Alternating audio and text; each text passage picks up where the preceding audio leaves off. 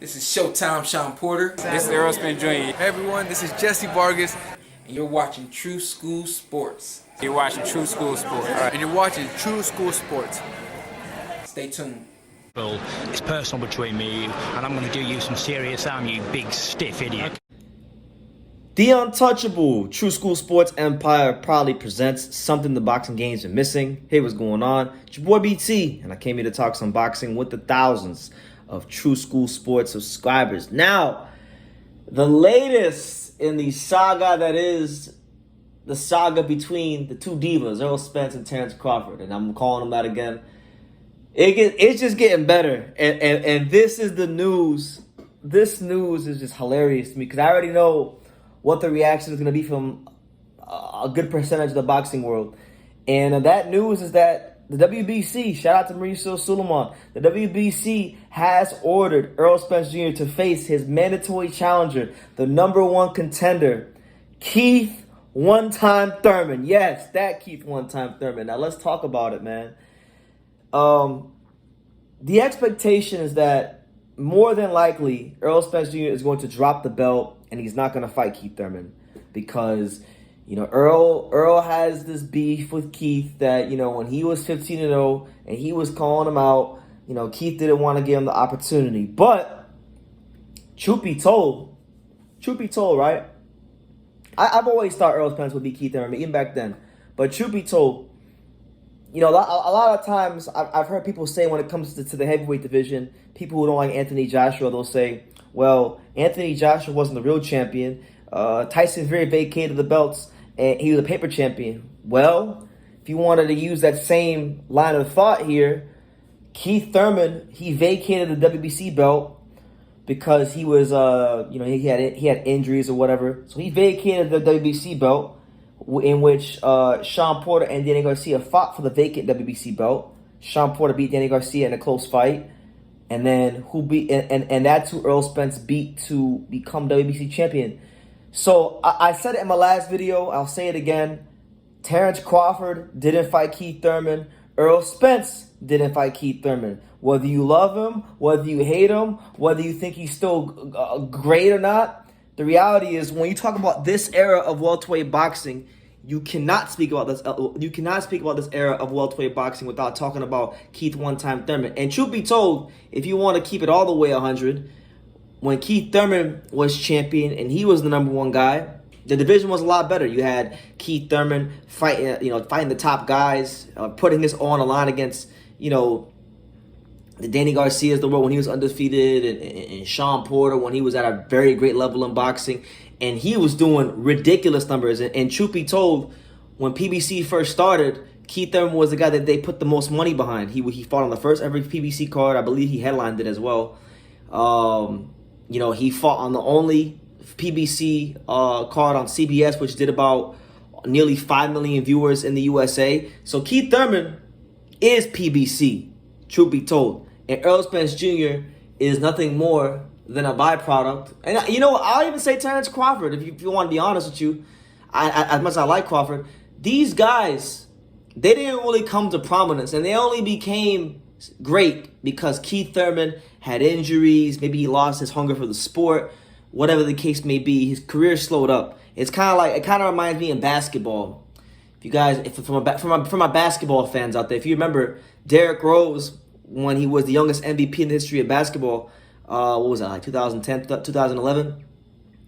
It was clear he was the best player in the world at that point in time. And then he had the major injuries, and then that's when, like, LeBron definitely took over for sure. But, you know, then you had the emergence of other point guards. You had Russell Westbrook, you had Kyrie Irving, you know, all these different types of players, you know, Kemba Walker as well. A lot of these guys, like, young point guards at that time, they really, their level of success in the sport of basketball was sped up. It was expedited because of the injury of Derrick Rose.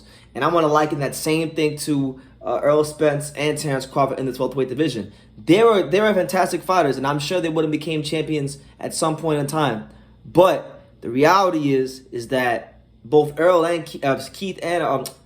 Terence, their success in the welterweight division was a byproduct of Keith Thurman. It was sped up as a byproduct of Keith Thurman's injuries, maybe his loss of hunger, whatever the case may be. Now, people want to shit on Keith Thurman, but last I checked, Keith Thurman has only lost to Manny Pacquiao, a guy that Errol Spence pulled out of a fight with, and a guy that Terence Crawford didn't fight either. So the guy that has done the heavy lifting in this division, it's not Errol, it's not Terence, it's not none of these guys that the YouTube box community wants to put on the pedestal.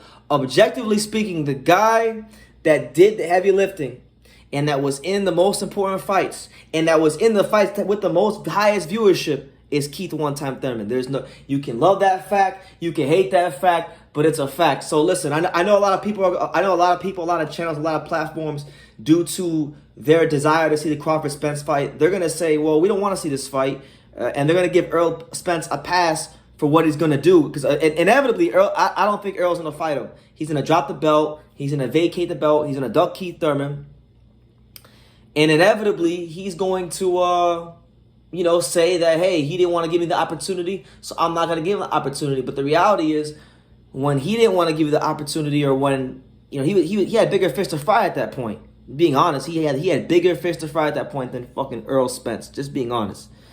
Errol, if he's staying at welterweight, Errol don't got too many bigger fish to fry than Keith Thurman. Because we're talking about boxing as far as the business and viewership. I like Jaron Ennis, but Keith Thurman is a bigger name than Jaron Ennis. Keith Thurman is a bigger name than Styontis. Out of all the guys that are mandatory challengers and petitioning, he is the biggest name. And he is one of the guys of Errol's era that I feel like if he were to just have that name on his resume, win, lose, or draw, I feel like it'll be a big feather. I would actually, this would be, for me, this would be the turning point for me where, I say, you know what, Errol Spence, even though he avoided Crawford for 4 years, I got to put some respect on his name because he's fighting Keith Thurman. He's fighting one of the guys of his era. And whether you like it or not, that's the truth. He is one of, that is the truth for the truth. You know what I'm saying? So, be a good fight. I feel like it'd be an interesting storyline, a great build-up, because there's a lot of history there. Errol don't like Keith. I know Keith really wants to beat Errol. Errol, for Keith Thurman, right? A lot of people aren't going to give him a chance because, he hasn't done anything recent except beat Mario Barrios, and he didn't exactly light the world on fire with that fight. So, it'll be his last shot at glory to fight one of the other top guys of his era. And I'm sure he'll come in with a great game plan and being the smart, intelligent man and fighter that he is. And Errol Spence is gonna have to go in there and really fight. And I'll love that fight because let's be real about Errol Spence. I give him credit for the Kell Brook win, but let's be real. He fought Kell Brook right after the Golovkin fight. We all know Kell wasn't the same. I mean, he was gonna fight Manny Pacquiao. People weren't gonna give him credit for that.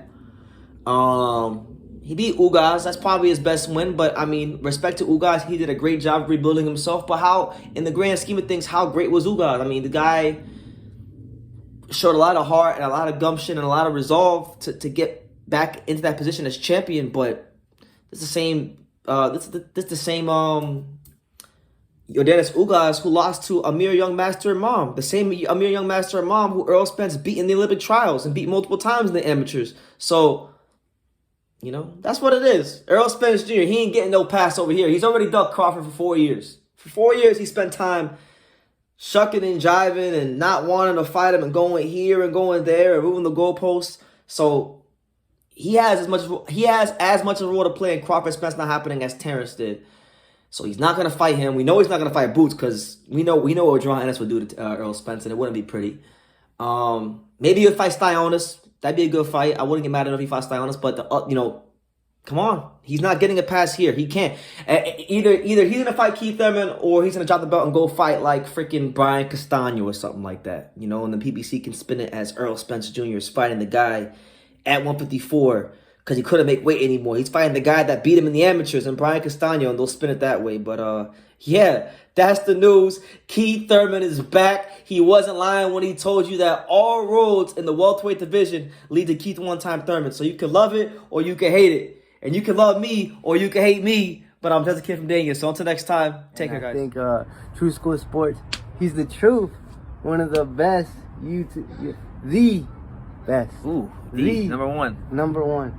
Brandon, you've been there, man, and you're building up a good following with us. Thank you. And I'm proud to be a part of what you're doing too. You are spectacular, and Thank you, man. All the best to True School Boxing and keep up the good work.